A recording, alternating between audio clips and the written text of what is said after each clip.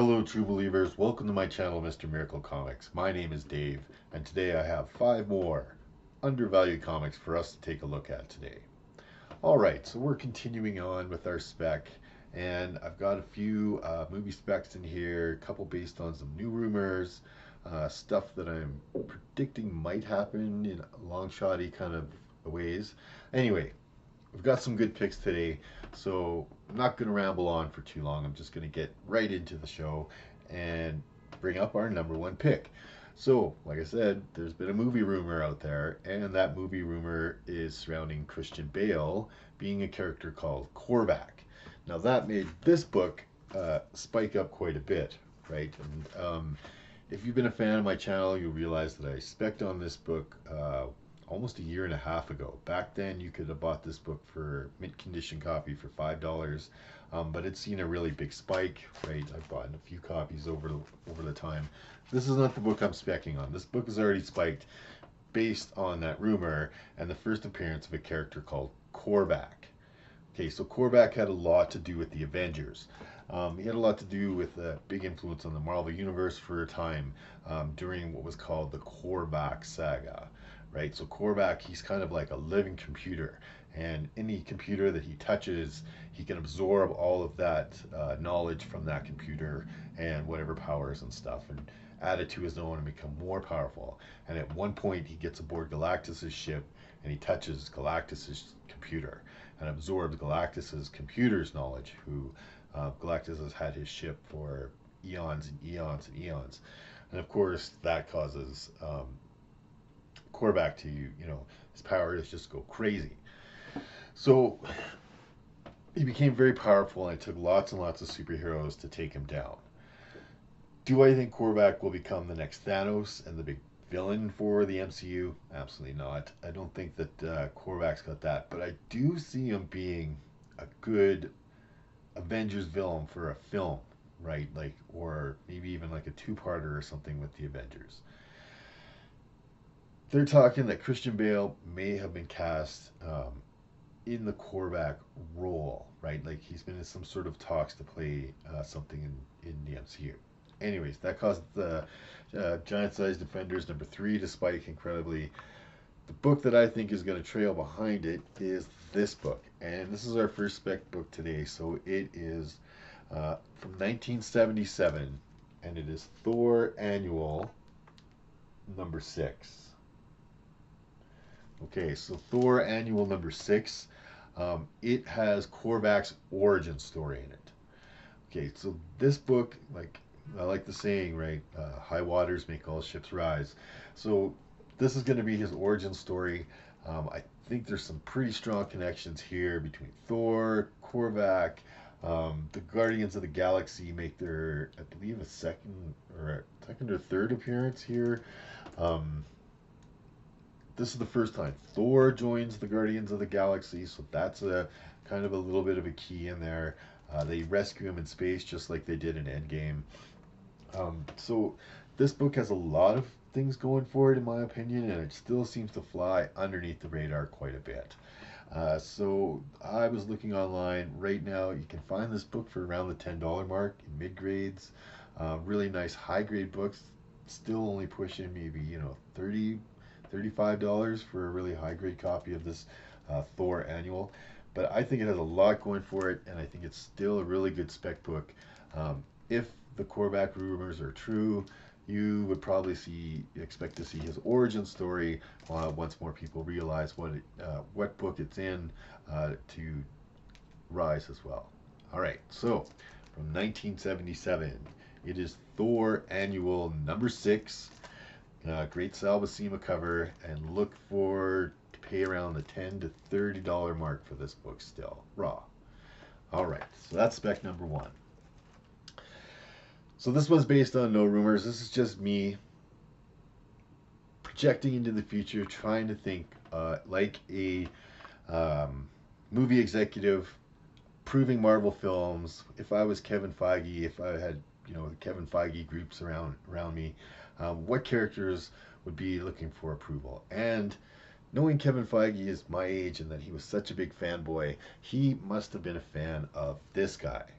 And I am speaking on this book, which is his first appearance, and that is from 1985, and it is Longshot #1. All right, so Longshot was a hugely popular character in the mid to late 80s, early 90s, and then he kind of died off with the crash, just like Deadpool did and stuff. Nobody really cared about Deadpool until he got a movie. Nobody's gonna care. Nobody seems to care that much about Longshot. But I think Kevin Feige says I'm going to put the characters into movies that I was fans of, and I know he must have been a fan of this guy. And if they're looking for different kinds of X-Men to put into the X-Men movie once they make their appearance in the MCU, we all know they are. I would think that Longshot has a very good shot at showing up in the MCU. Right? He was an immensely popular character for a while. This book also has the added bonus of being Art Adams' first professional work, right? So that's a really great secondary key component of this book. Um, I think that this book can really increase in value. It was one of those books of the 90s that you had to have in your collection, or in the 80s that you had to have in your collection if you were a collector. So Longshot #1, it also has the first appearance of a character named Spiral, right? It has the first appearance of Mojo World and Mojo Universe, which is another dimension. Spiral was an important character in lots of X-Men books for a long, long time. She has multiple arms and weaves spells with her multiple arms. She was a member of the Brotherhood of Evil Mutants for a long, long time. So there's a chance that Spiral could also show up as a character in the MCU on the villain side of things. I found this book here. I paid $15 for it. It's in like really, really nice shape, right? It's probably very fine plus.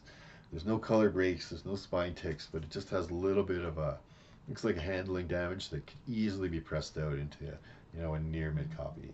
So for 15 bucks, I went online, I took a look around. I was finding them anywhere in the neighborhood of around $15 was on there, $25. Most people, when I looked at the sold ones, there were people that had paid less than $10 for this book. That's a bit of a find, all the way up to like $40 for nice ones, and slab copies were going for around about 120 for near mint slabs. So I think there's a lot of value still. If this character shows up again in the MCU, I think he has a chance of becoming a much more known and popular character with the people who enjoy MCU movies, right? Not just comic book collectors. Anyways, definitely think it's worth picking up a copy of this if you come across it. And again, it is from 1985. It is Longshot Limited Series #1. First appearance of Longshot, first appearance of Spiral, first Art Adams professional work for Marvel. Okay? Excellent. Look to pay, $10 to $30 max for that book. Okay, so I've also been thinking about what's a little bit farther out into our specs, and I've actually been picking up some vampire appearances, right? Because of the upcoming Blade movie. Now you can get Tomb of Dracula 10, which is first appearance of Blade, not an undervalued book. Okay, it's going to cost you for that one. That one's been up on people's radar for quite a while, and ever since the movie got announced, there's been a huge spike again in that book. Right, not undervalued in my opinion, or at least it's valued out of the price range of what I would like these videos to be giving people. Okay, so but there's some villains around it now. I got gifted yesterday this book, which has the first Marvel appearance of Dracula. Okay, he first appeared in an Atlas comic in the 50s in one issue, but he didn't reappear until this book, which was the first one with the Marvel. And I got gifted this book from a friend of mine named Unruly Simeon, a friend of this channel, and I very appreciated that. However, this is not the spec book that I was looking for, although I do think Dracula has a very good chance of showing up as the villain in the Blade movie. I mean, it's Dracula. He's the big baddie. I don't think the Blade would kill Dracula in the very first one. I think Dracula is probably going to have some people around him, right? And one of the guys that has a chance of being around He's a vampire in the MCU, and his first appearance showed up in this book. And the book I'm specking on is The Invaders #7. It's from 1976, and it has the first appearance of Baron Blood. Okay, that guy right in the center there. So he's a vampire character. He's like in this character, he's in World War II, and of course vampires don't age, so he could easily be brought up into the you know modern MCU. May link back in some ways to Captain Rogers, right? Steve Rogers there. There's the Submariner over there, who are members of the Invaders and the Human Torch, the original Human Torch, right? So he's a vampire character for Marvel, and as vampire characters go, he's probably one of the more known ones, right? So there's a chance that Baron Blood could show up, at least in some capacity, in a Blade movie, right? In the MCU in that sort of aspect. This book is super cheap. It also has the additional bonus of the first appearance of Union Jack, the original Union Jack. Montgomery Falsworth, right? He was a lord or duke, I think, some sort of royalty, and he ended up becoming Union Jack, right? He was a MI6 agent and all sorts of stuff, or a military agent and all sorts of stuff. So that has also in here is his first appearance, and I know the MCU has been talking a lot about bringing in characters from around the world more, right? It's not reasonable to say that every single um, superhero just happened to show up in America only, right? Of course, there's got to be superheroes all over the place. We're seeing that now with Black Widow and showing some Russian superheroes, Red Guardian and such, as well as villains, I'm assuming. So, Baron Blood, he's British. Union Jack is also British. And there is a chance, like I said, that Baron Blood could show up. Anyways, I found this book. This book could be found anywhere from $1 to like absolutely near mint copies, $10 maybe. This one is super nice, absolutely mint copy. I got it out of $1.50 at a comic sale. Easy to find. Invaders aren't a hard title to get. And yeah, so that's the first appearance of Baron Blood. Right? Again, 1976, The Invaders #7. First appearance of Baron Blood. First appearance of the original Union Jack. All right. We'll look to pay about $1 for that guy. Whew. Okay. So again, with the vampire specs, because I do like them, I am going to pick up. Now, this one might be a little harder to come across out there, but it is a good spec book in my opinion. And this book comes from 1982, and it is a magazine, a Marvel magazine called Bizarre Adventures. And it is Bizarre Adventures #33. Now, this book has Dracula's origin story in it. It also has several first appearances of vampire hunters, of Dracula's daughter, Maria, who's in there. And it kind of went in a weird direction with this book, because this book came out first, and then a month later this book came out, or a few weeks later this book came out, continuing this story. Right there, you can see it says Tomb of Dracula, right? So at 1, Bizarre Adventures 33, Tomb of Dracula #2 in continuity. Huh? I don't know why they did that. They just ended up doing that for it. But this has Dracula's origin story in it. So, like I said, this is a good spec book because I found this one at the flea market for a couple of bucks. I went and looked online. If you were like, I think it was a bit of a find to come across this one. If you went online and looked for it, I saw prices anywhere from the $5-10 mark, mostly plus shipping, on eBay.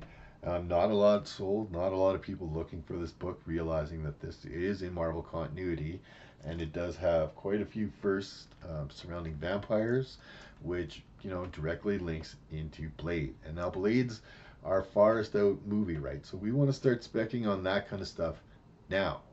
if it turns out that we find that Dracula's in it and that Dracula's daughter's in it, and that they're going to talk about a group of Blade, but also with some vampire hunters whose their first appearance are in this. Expect to see this book take a big jump because it's not that easy to find, and it's not a very high print run because it was in their magazine group, and yeah, it wasn't even collected as much as comic books were, right? So not a lot of these even made it into collections. Guys would put comic books in bags and boards and slide them into a box and then leave this on the nightstand to read, right? Because it wasn't a comic book as it's sold. But it is Marvel continuity, and it is the first origin story of Dracula. I think it's a good pick, and like I said, easily be found for $5 to $10 plus shipping off of eBay. Might be able to find it at an LCS. Maybe you've passed over this book before, not realizing what it was. You know, keep your eye open for it. Keep your eye open for that vampire. It's a photo cover. It's not an illustration. It's a photo cover of Dracula. And yeah, kind of a bizarre way that the continuity, you know, goes from one to this to number two and Tomb of Dracula. But anyways, again, 1982, Marvel's Bizarre Adventures, number 3 from the Marvel Magazine Group. Origin story of Dracula. Okay. And last, this one has nothing to do with the movies, rumors, or anything like that right now. And it is a Silver Age book, and it comes from way back. And it is the first appearance of a villain, and it is Journey into Mystery number 114. All right.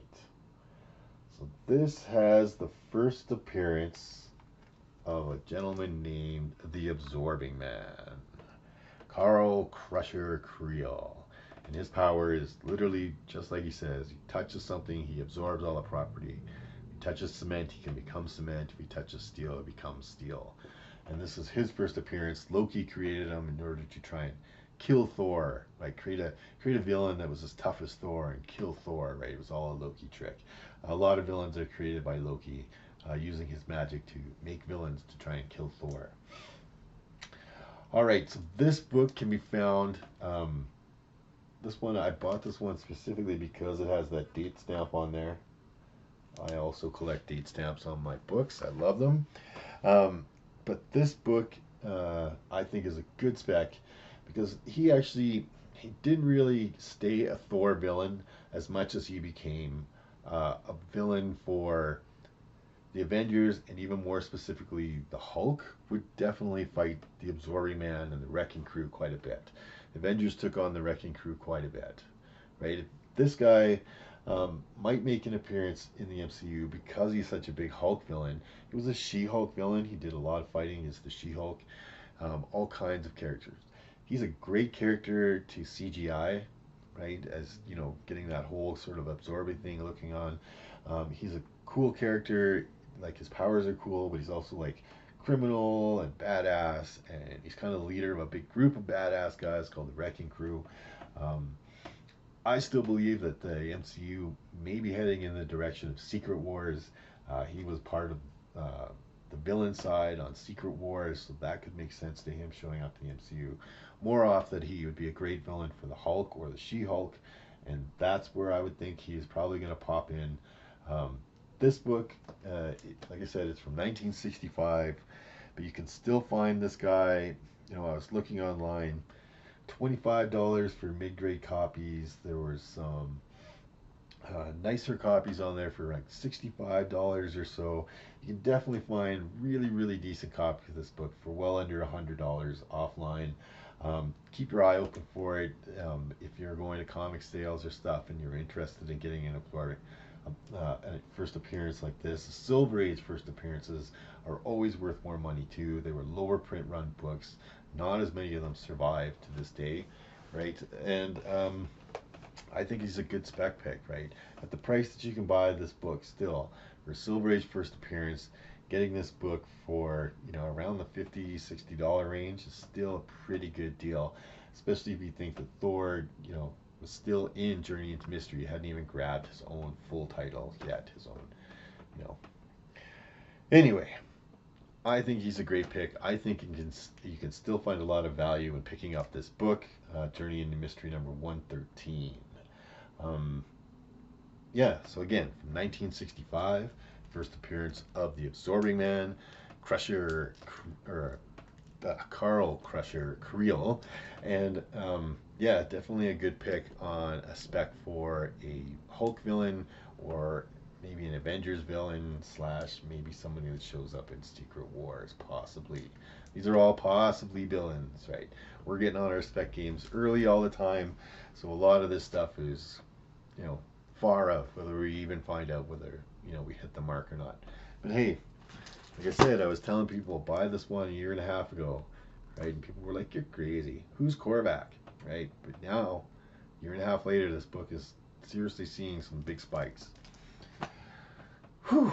Okay, 1965, Journey into Mystery, number 114. So thanks everybody for joining me today. That's been our 5 spec books. Glad that everybody was here. Happy hunting out there. Hopefully I've given you a little bit of direction. I'll keep working on getting some more movie specs and some new videos out. And of course, I will see you next time. Just remember, Wednesdays might be New Comic Book Day, but every day is Old Comic Book Day. All right, this has been Mr. Miracle. I'll see you next time.